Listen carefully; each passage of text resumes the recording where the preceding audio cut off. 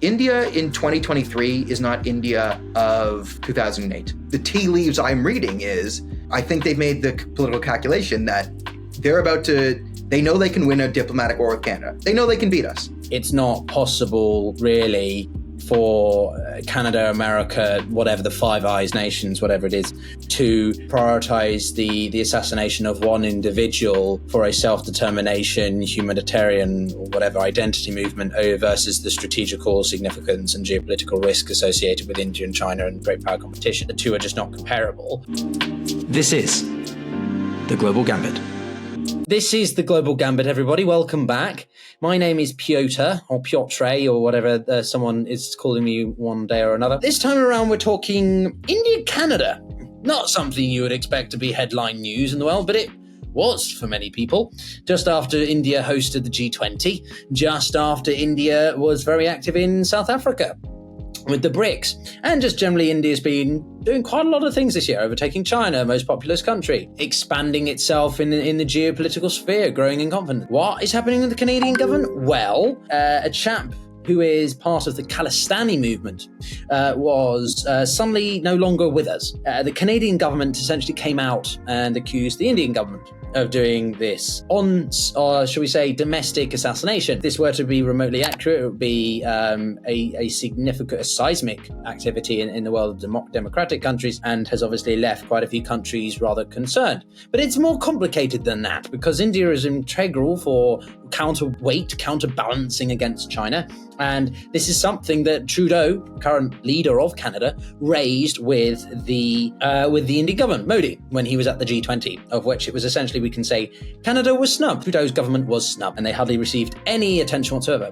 But one person who has been receiving a lot of attention in the Indian media is Mr. Daniel Bordman.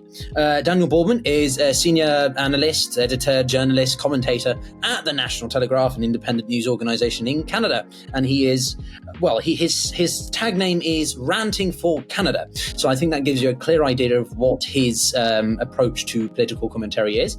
We've actually had Daniel on the show before, back in January, when I had no idea what I was doing. Comes to hosting. Leave a comment below if you think I'm doing a better job. But Daniel, welcome back. What the hell is going on? Not about India and Canada, just why is your face on all the internets and TVs of India? As a personal question, maybe to start with. Yeah, I went super mega viral. When this situation happened, when they kicked out the diplomat, I made a tweet, got some attention, was in Twitter Spaces, and then the next morning, I just had it bursting in me. I'm like, okay, I'll do a 101 on India, Canada, like a 14-minute video, and then it got like millions of views on many different platforms. It got like reposted and that went super viral in India. It was like, oh my God, there's a white guy who actually understands this issue, knows what the Khalistanis are, and was like, and I sort of gave the 40-year history of why India is so mad at us and a bit of the how this is going to play out geopolitically. Spoiler alert, not good for Canada. That went pretty viral. I got picked up on Indian media.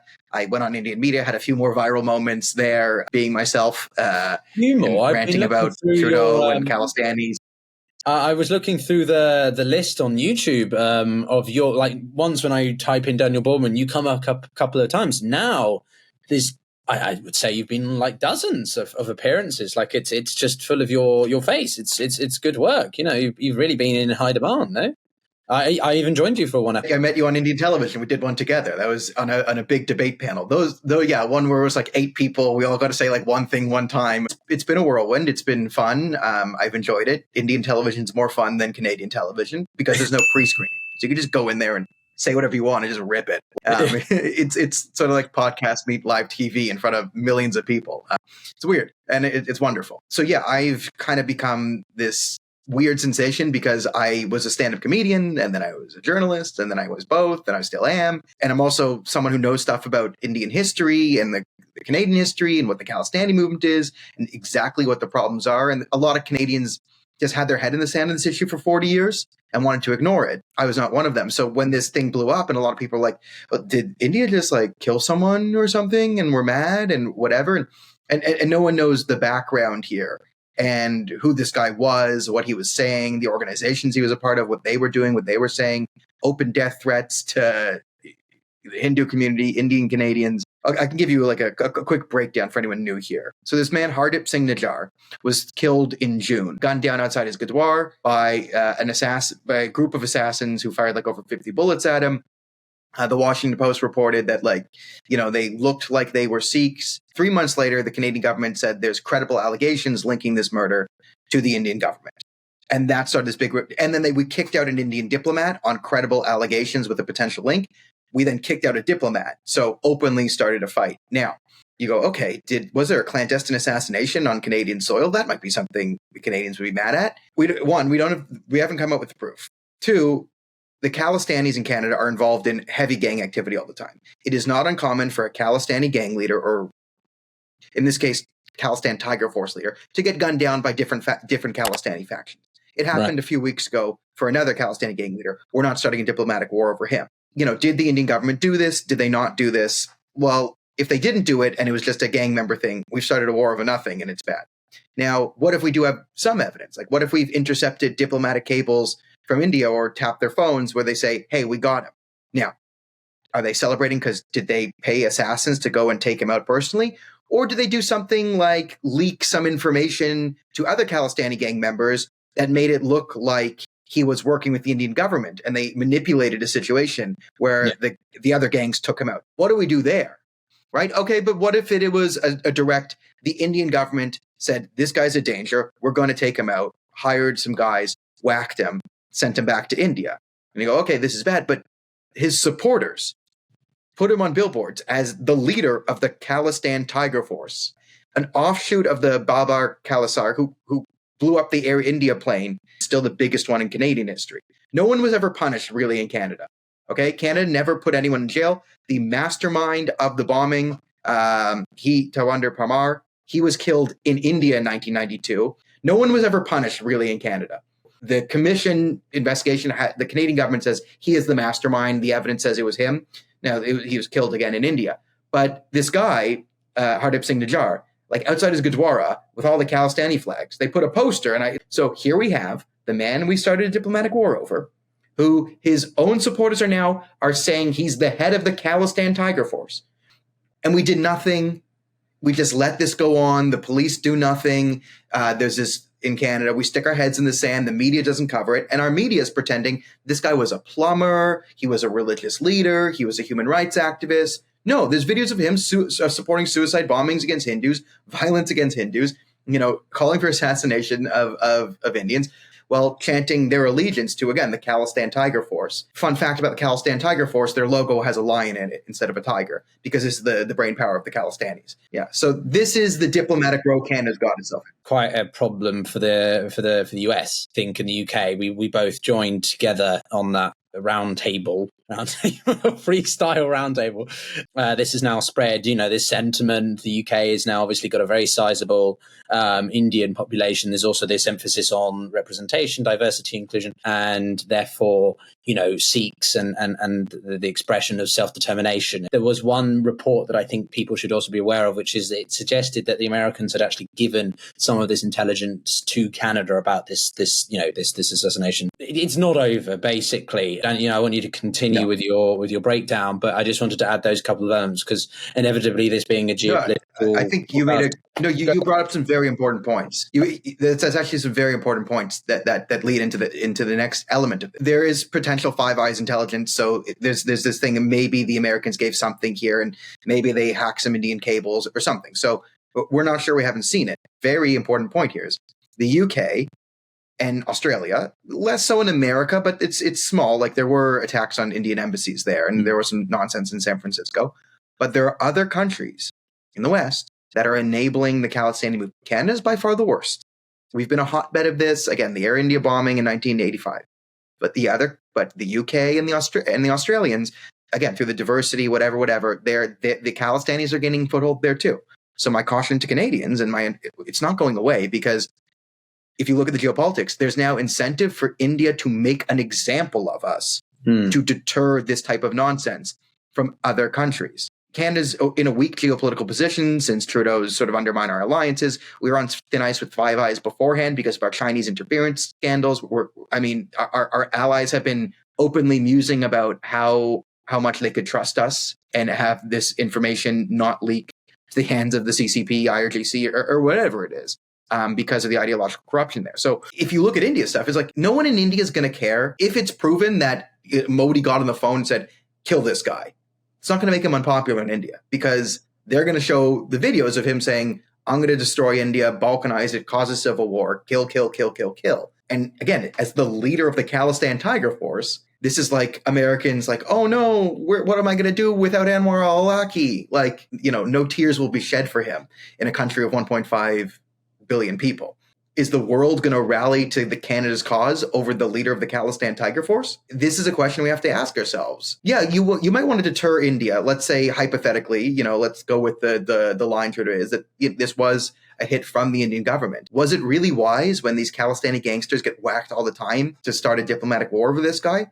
I know the Canadian government might feel like it can control the Canadian media, and to an extent it has. None of the major points of this guy's life make it into Canadian media. I have connections, Terry Malasky worked at CBC, he's covered it, but for years, the media has wanted to ignore this, and they continue to do so. The Canadian government doesn't control the international media.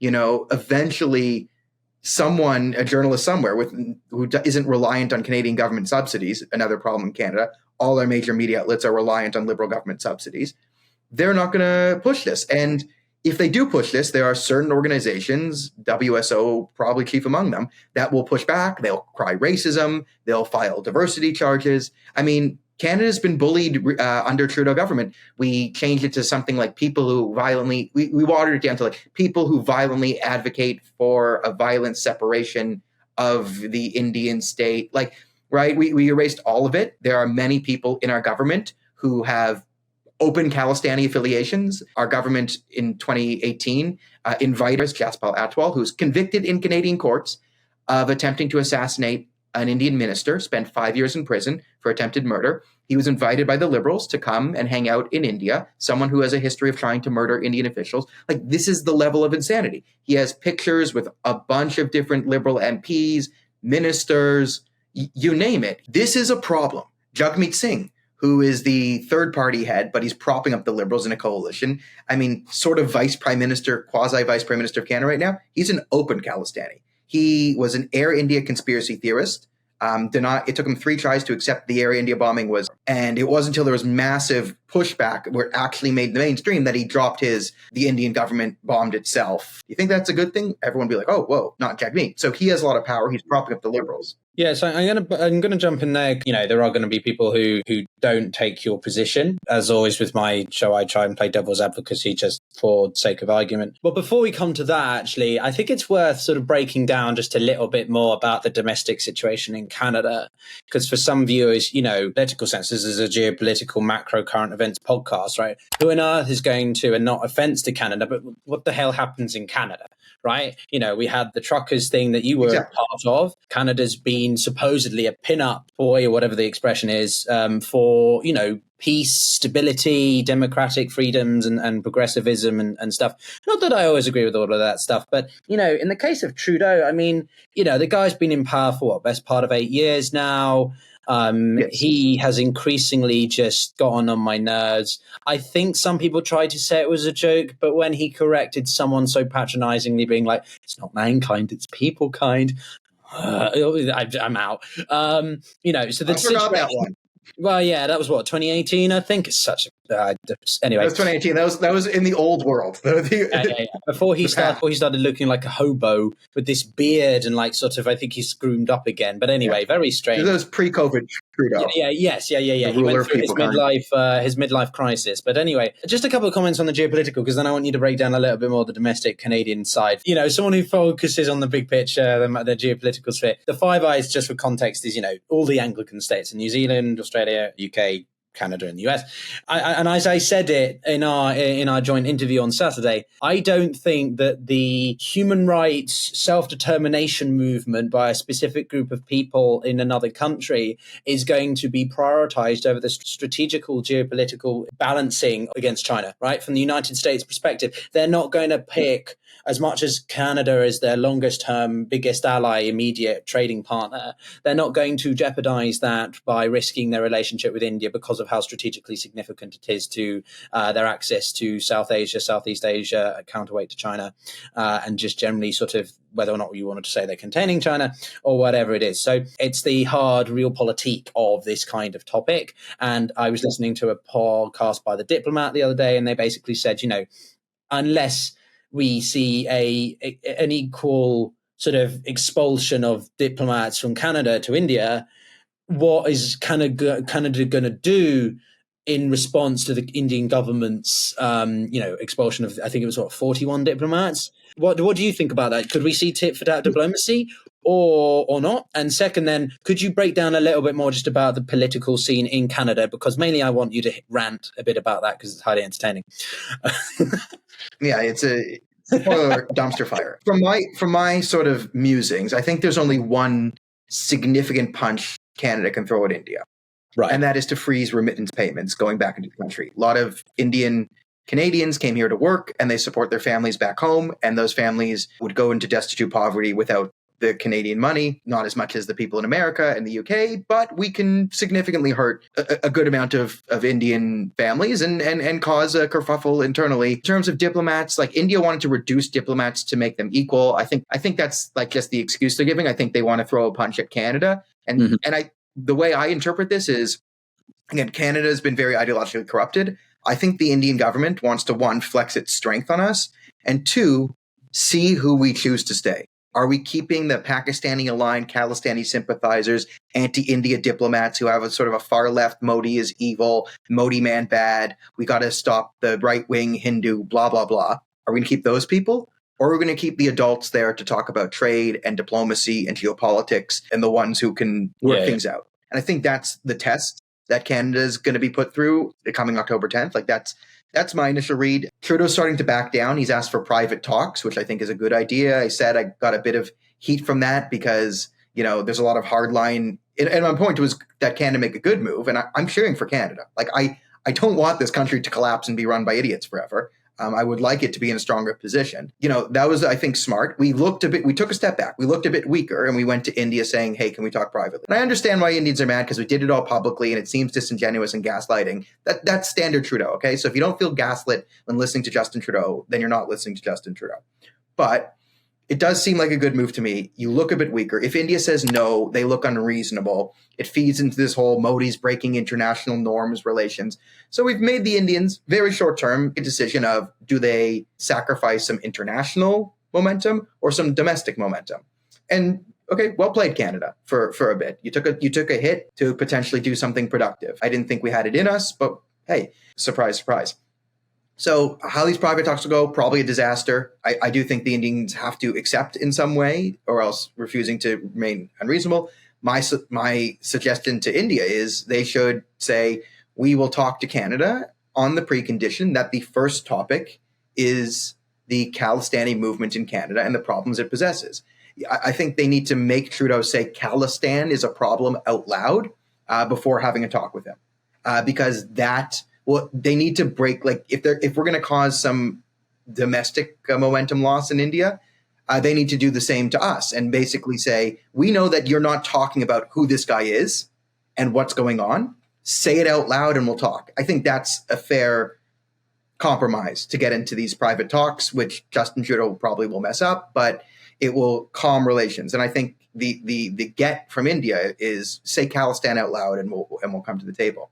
And now domestically in Canada, it's a disaster, right? We have a minority Liberal government propped up by the quasi-socialist Khalistani movement in Jagmeet Singh. Neither of the two parties like this because the success of both the Liberals and the NDP, it's a first past the post parliamentary system, so the British will get it. The success of the NDP is basically saying, we're outsiders, right? Those two Conservatives and Liberals, they're the big parties. They're controlled by the corporations. They'll never make change. We're the real socialists. Give us a chance because we're not part of the establishment.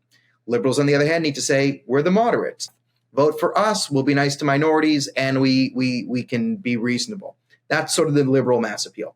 When the Liberals and the NDP get into bed together, right, it allows the Conservatives to say they're the same and they're just a bunch of crazy lefties, right? It makes it hard for the NDP to raise money because they no longer seem anti-establishment. They're kind of rolled into one, and the Liberals get more rolled into the crazy socialists and they lose their moderates, and the Conservatives seem more moderate than the Liberals.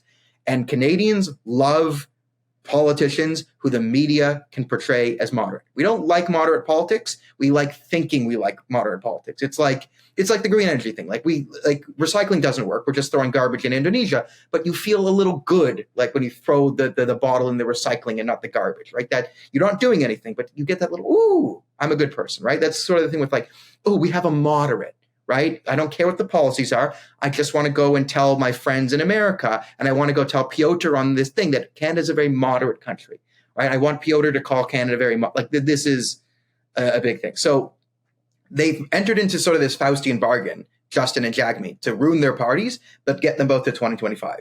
Jagmeet gets his pension in 2025, and Trudeau, in a deal with the NDP, is protected from all corruption scandals because as prime minister, it's only sort of he's not really subjected to the courts, he's subjected to the parliament, and if he controls the majority of the parliament, he gets to appoint a judge, jury, and executioner. So he gets to investigate himself for all this nonsense. So this is sort of the again, as I call it, the Faustian bargain that is melded modern Canadian politics.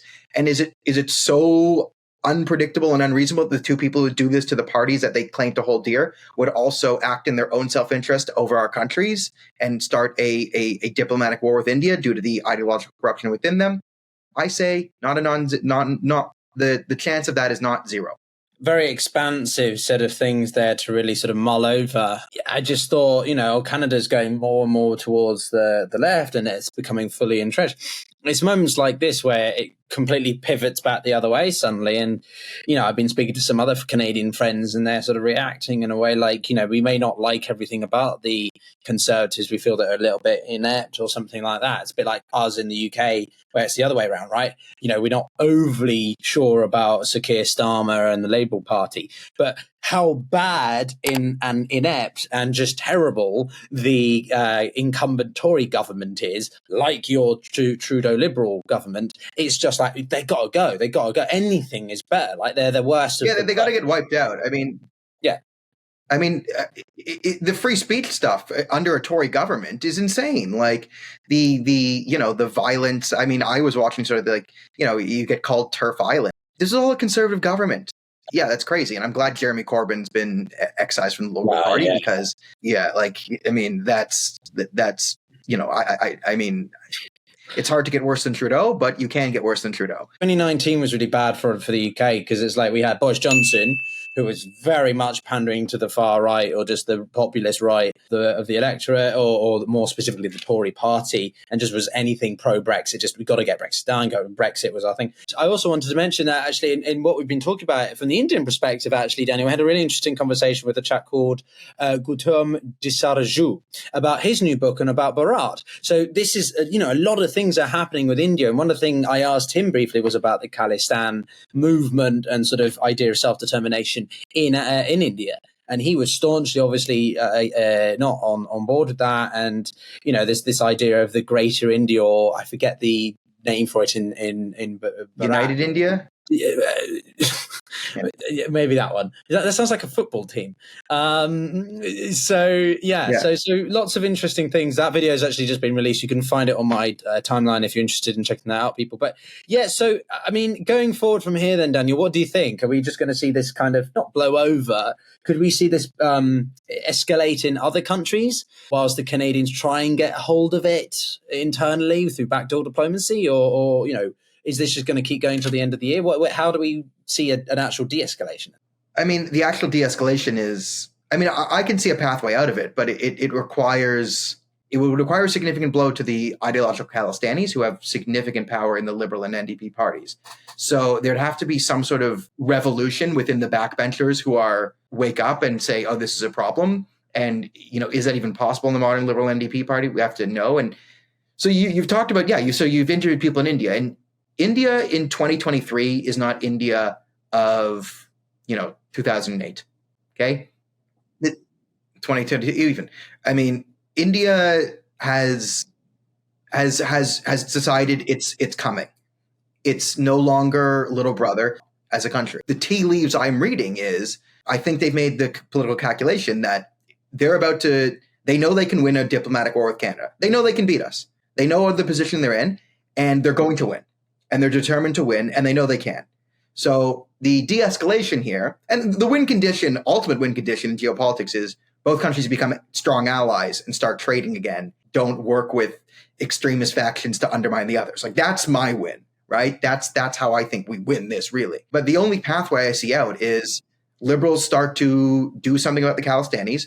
Slowly, the different Khalistani liberals and NDP, they retire from politics, they get a job at whatever. The Khalistani affiliated people who are public ministers, they need to be shuffled out of cabinet. Then I think you could see, hey, it's reasonable. Because again, the Khalistani movement, they're harassing and threatening Canadians. They're not just an Indian problem, they're a Canadian problem.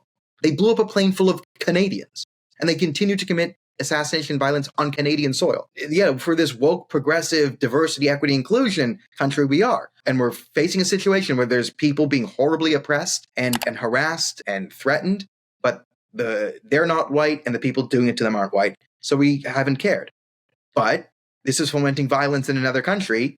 And India, what the whitey things, like, they care about their own interests and they're willing to exert it. So I mean, I've been trying to wake up the country, raise a red flag that, like, this isn't going away. This isn't just like a tiff of this. Like, for 40 years, we've allowed extremist militant Khalistanis to run gangs, drugs, and all sorts of crime to be used as a front to undermine an allied nation. And they're not going to let that stand forever, right? This conflict was bound to happen the second India decided to do something about it, really. And it's pretty clear they decided to do something about it. And if they did order the assassination of Hardeep Singh Nijjar, then I think they were sort of ready to go toe-to-toe on this and sort of exert their dominance on Canada, which, I mean, in the Indian view, you totally understand it.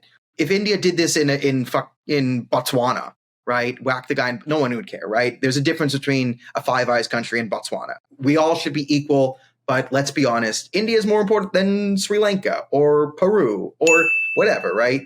America has more weight to throw around than anyone else, right? China and Russia play by different rules than Azerbaijan and Armenia. Like, it's just the way of the world. You understand this, right? And it looks like India is determined to make an example of us. I think so. You raised some potentially contentious but important points. As I say, just to be devil's advocate, those on the other side will argue that a extraterritorial assassination on a supposedly allied soil is not something that can go ignored.